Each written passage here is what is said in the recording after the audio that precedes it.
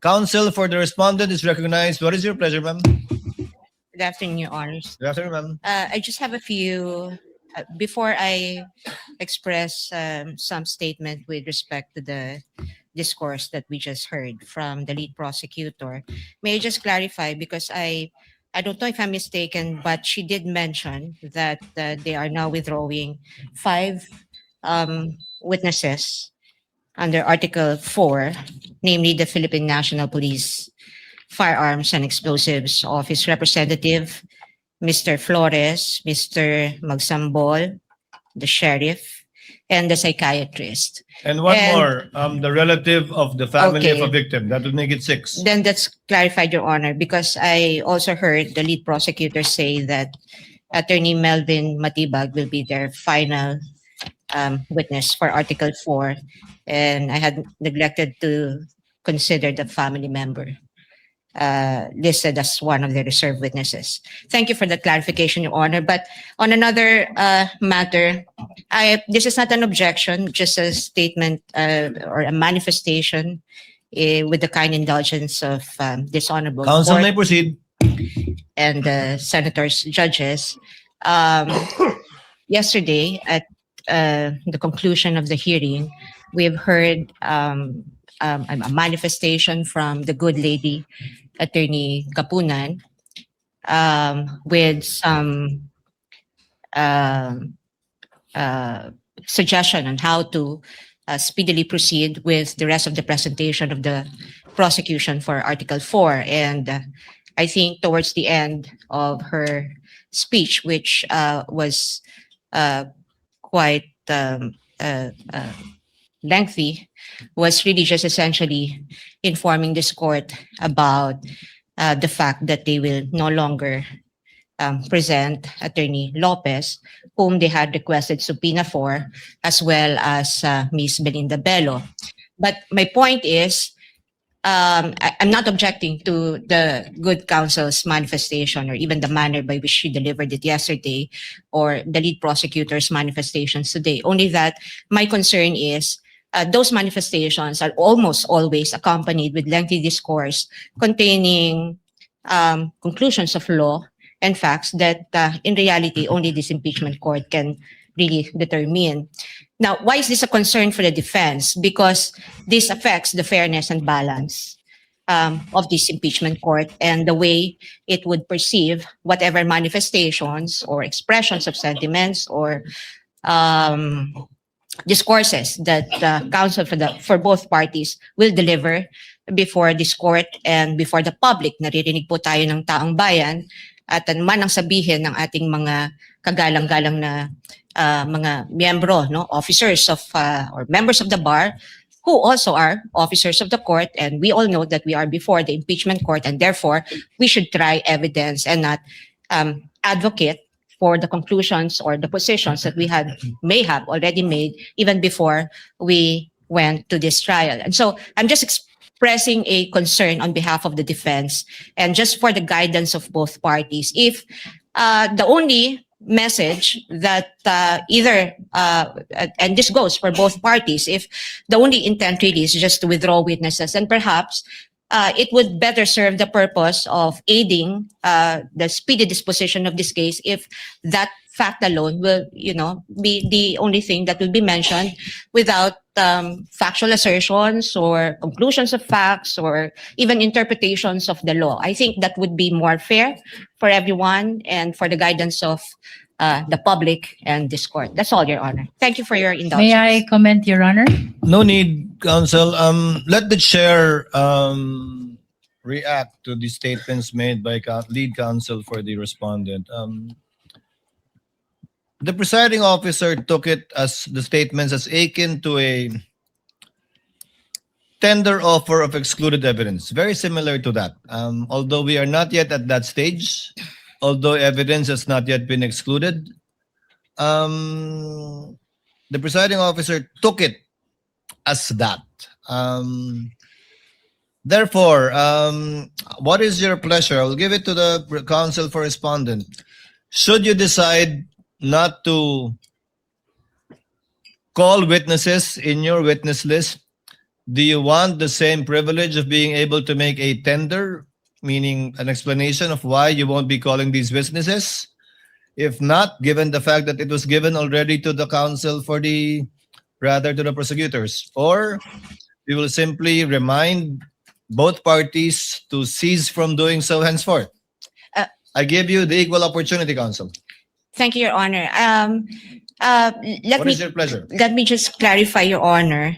With respect to the presiding officer's statement on it, the chair taking the prosecution's manifestations a tender excluded evidence, we respectfully disagree, because if this is a tender of excluded evidence, as the presiding officer had said, there was, number one, there's no excluded evidence, because number two, they never offered it in the first place, and number three, they didn't, in fact, withdrew the presentation of these 5, 6, or 7 remaining witnesses that they listed in their pre-trial brief. Number two, Your Honor, I'm not actually asking for any special treatment or privilege or even the same amount of time that were given to the lengthy manifestations and discourses by members of the prosecution. All I'm asking is if the parties may be guided and from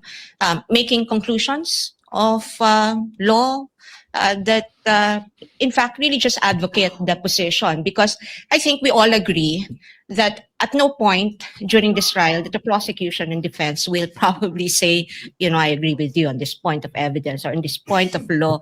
I think mahalaga nating maintindihan yun, because the prosecution clearly has taken side, defense taken side, and we are advocating for totally divergent views and opinions. All I'm asking, Your Honor, is that if the intent truly is to aid this court in speedy disposition of this case in a fair and balanced manner, just so also with the considering that we are being watched by the people, no? Yung ating mga mamamayan na sa tingin ko gusto rin nilang matuto mula dito sa paglilitis na ito, sapagkat sila interesado rin sa kung paano ba pinapagana ang batas sa bayang ito at kung paano pinatutupad yung mga karapatan, no, ng mga tao, at kung paano binibigyan ng pantay na halaga yung prosekusyon at depensa.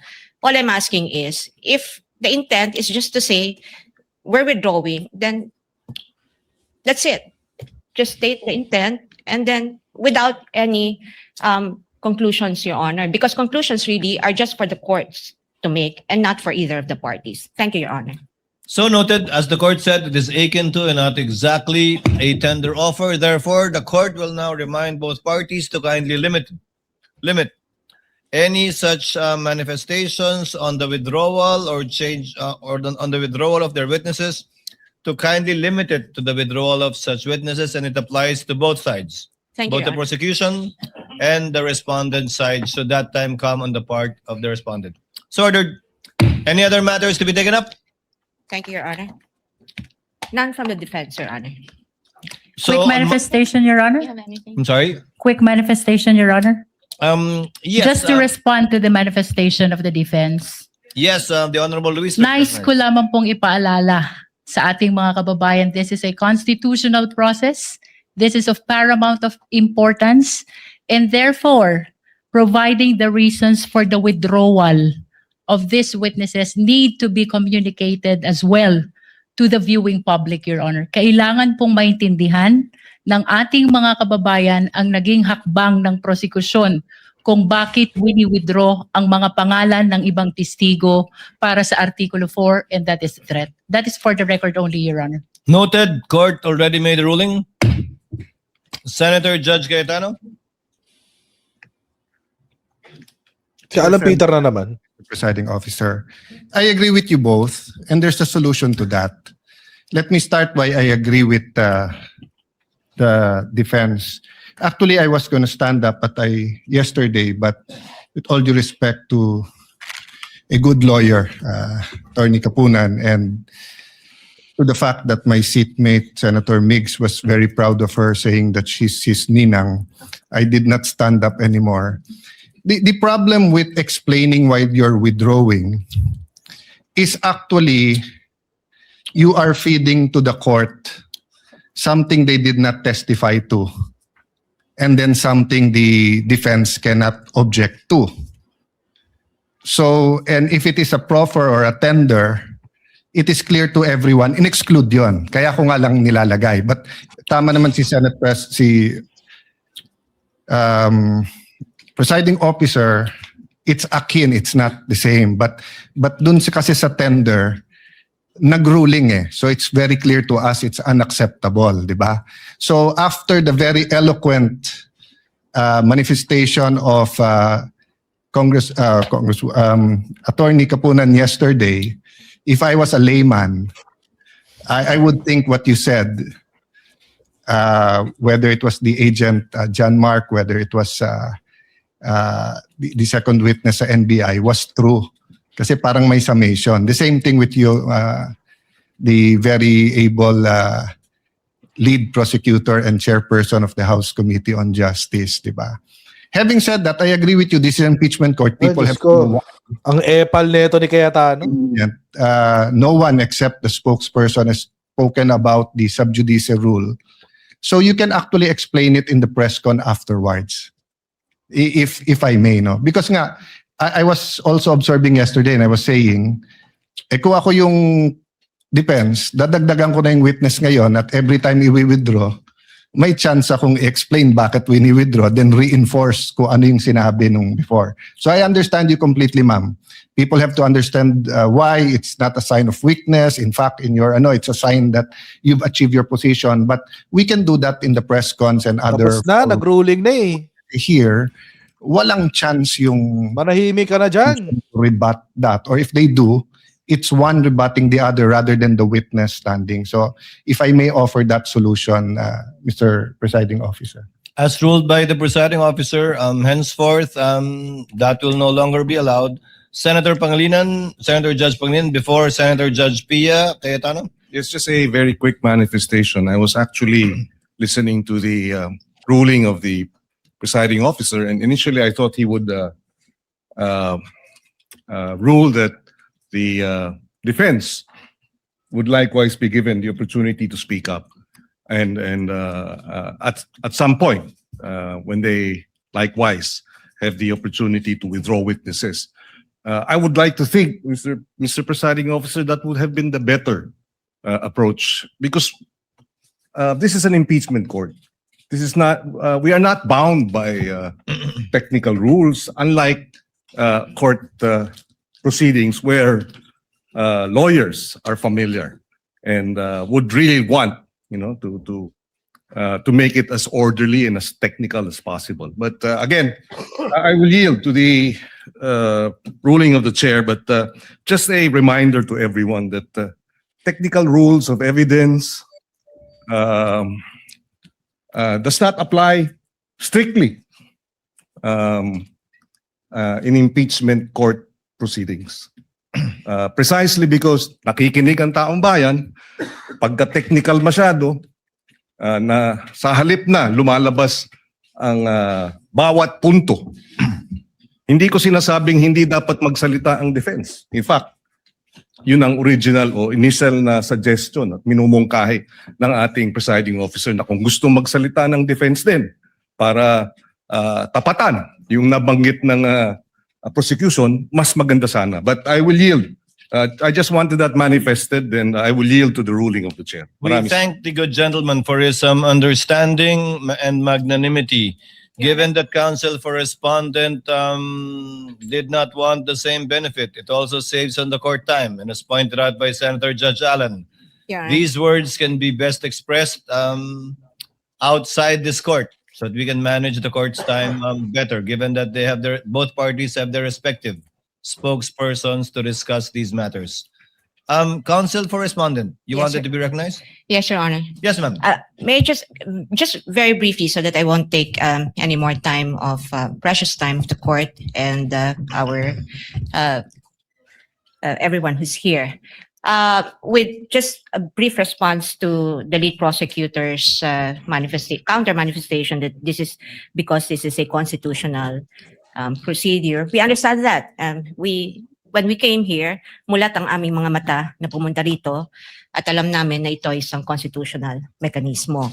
Kaya nga, yung sinasabi ko kanina at ang aking kahilingan lamang ay nakasandig doon sa prinsipyo na yon na dahil ito ay isang constitutional mechanism, kailangan siguraduhin natin na balanse at patas yung lahat ng magaganap. At hindi ko, I find it difficult to understand how manifestations containing assertions that are laden with conclusions and personal advocacy, and obviously one-sided advocacy of either parties, would help the court arrive at the proper determination of whether the respondent is guilty or not guilty of the charges contained in the articles of impeachment. Hindi rin po ito in response po to our just good Senator Pangilinan, hindi po technical na or rules, no, yung aking ini-invoke dito, kundi yung actually it's substantive dahil ito ay nakasandig sa ating saligang batas. Salamat po. Noted. Senator Judge Pia Cayetano is recognized. What is your pleasure, ma'am?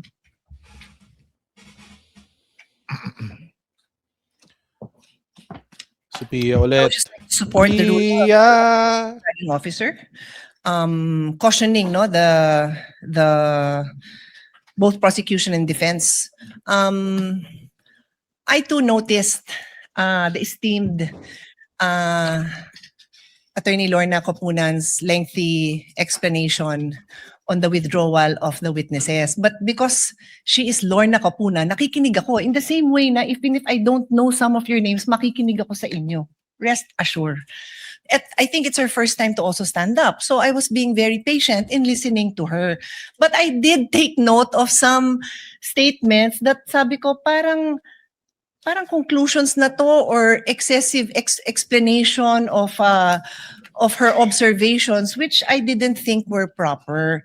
So okay naman, okay na yon, tapos na yon, pero moving forward nga, Mr. Presiding Officer, Ba't hindi yun ni-raise kahapon? and I just need to put this on record kasi nga, sinasabing wag tayo masyadong technical. Pero, to a certain extent, kailangan naman ho natin tingnan naman yung rules natin kasi, maayos ho tayo, di ba? So, I want to read into the record. This might be a paraphrase na nung sinabi niya ha, kasi sinasummarize namin ng team ko yung statements. And anyway, di ko na mahanap sa phone ko dahil kahapon pa yon. But I recall, no, and feel free to correct me, but this is a minor thing naman. Parang dinescribe niya kung bakit hindi na daw papupuntahin si Attorney Lopez kasi naman daw napakita na daw ng defense yung video kung saan siya ay crying and complaining. So observations na po yun ni Attorney Capunan, hindi po siya ang witness.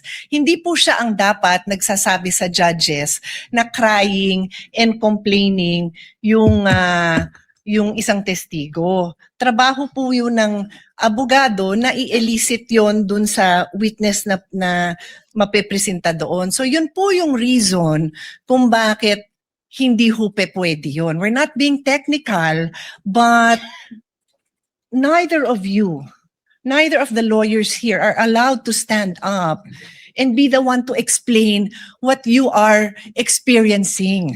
That is that is for the witness to do. Your job is to ask the witness questions. Yun. Daming So sinasabi. here, it's not being technical, but it's making sure that magawa niyo yung trabaho niyo na maayos at magtanong tayo ng maayos sa witnesses. Kung di na pala siya papupuntahin, di no need na to say kung ano yung na-observe. Kasi nga, hindi na ho sa inyo yon as lawyers. Yun lang naman po. Again, my utmost respect for Attorney Capunan and to all of you. You're all doing a great job.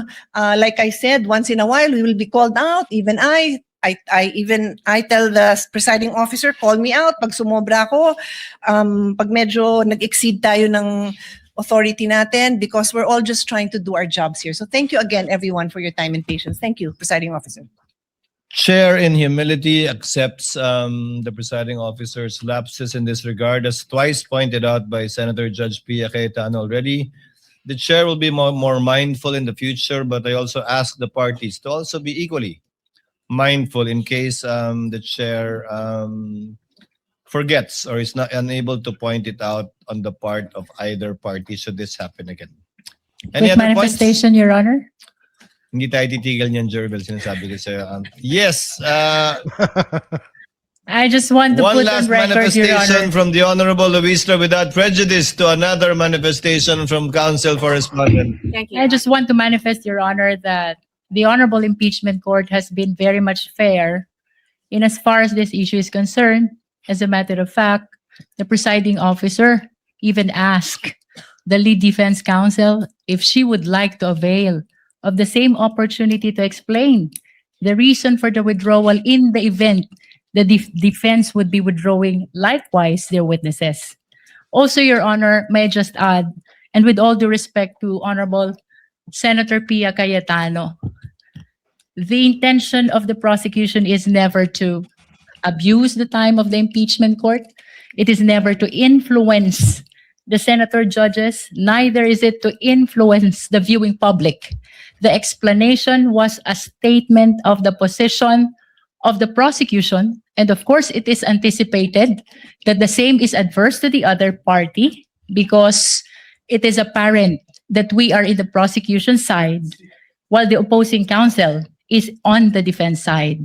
But nonetheless, let me reiterate and put on record, Your Honor, the purpose is not to influence the senator judges, neither is it to influence the viewing public. It is only a statement of position of the prosecution for withdrawing the names of the prosecution's witnesses, Your Honor. Noted, and the ruling of the court stands on the matter. Just a Counsel for Respondent. brief counter manifestation, Your Honor. I thank the lead prosecutor Di talaga titigil to. saying that the same courtesy was earlier offered to the defense with respect to providing lengthy discourses or manifestations before this court. But I think the point essentially that I'm trying to make is that we're not asking the court for any advantage. What we're merely asking is fairness. That's all, Your Honor. Thank you.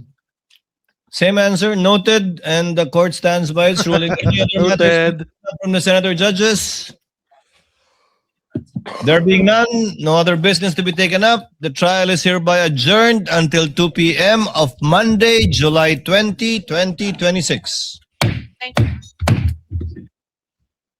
Hindi pa rin sila nag-rule, no? Gusto pa rin nilang pag-aralan. Weird. Ang tagal nyo nawala, 1 oras. Di ba? 1 oras sila nawala eh. So dapat nakapag-rule na sila. Well, again, mga kababayan, yung ano dyan, yung for sure, yung bank secrecy law, yung bank statements, for sure makakapasok yun. 50-50 ako sa AMLAC. BIR, posibleng trabahuhin yan with PBBM. So, yun lang. Ano yun eh. Pero bakit tagal pa sila? Di ba? Parang ang weird. Oo. Ang weird lang ron. Kasi, ang tagal na nasa kanila nung kaso eh. Though they could have, tawag dito, done their advanced study. Anyway. Actually, wala nang masyado exciting today. Maliban lang dun sa oral arguments ng ano.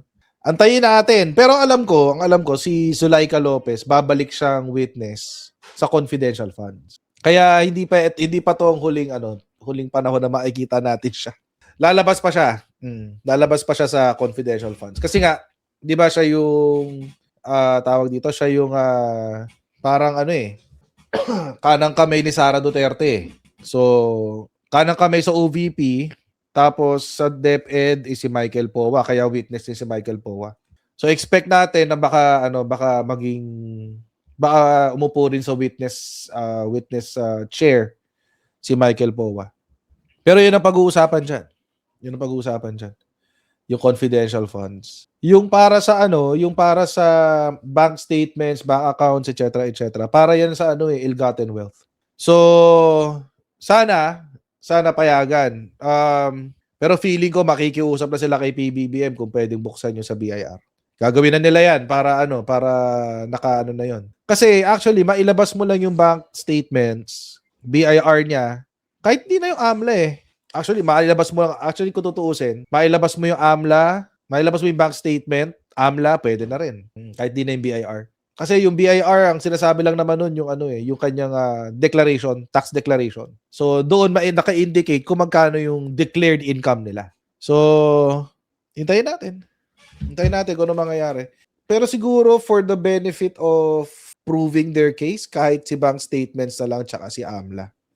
Yun nga lang, maganda pa rin kung alam natin kung ano yung lawful income, quote-unquote, yung lawful income na dineclare nila. Kailan uupo si Senator Trillanes, hindi ko alam eh. Pero kung siguro, doon siya sa doon siya sa bank statements, pag nailabas na yung bank statements. So sa ill-gotten wealth siya, most probably. Si Trillanes.